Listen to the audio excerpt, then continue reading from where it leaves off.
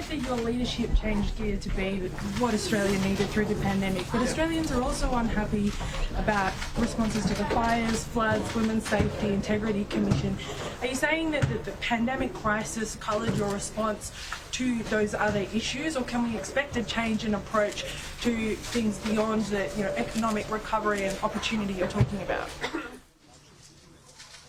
I've told this story a few times, so forgive me if I tell it again. Jenny refers to it as the Morrison men. My father, my brother and I, we go in, fix things.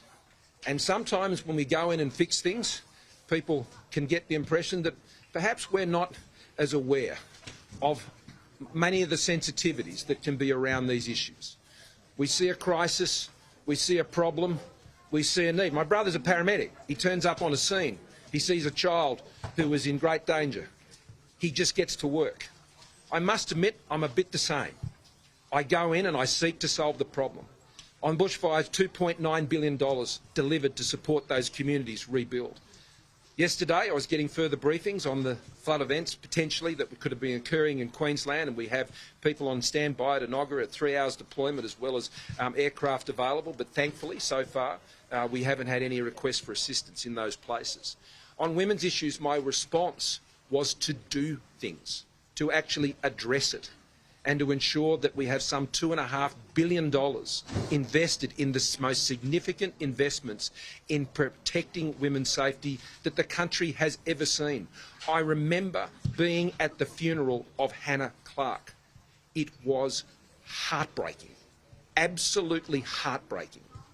And I was so resolved as I left there to ensure that we're investing in the services that women need who are faced with those terribly violent incidents and episodes and periods of their lives.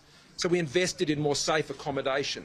We invested in security for homes for women who are the subject of threats and domestic violence where they've had to leave those situations. We have invested. I get about the job of seeking to fix, and I know sometimes that looks like I'm just pressing on. But, you know, as a Prime Minister, you've got to get the stuff done. You've got to get the stuff done. I will seek to be and explain my motives and my concerns and empathise a lot more. But I tell you what, at the end of the day, what matters most is I get the job done.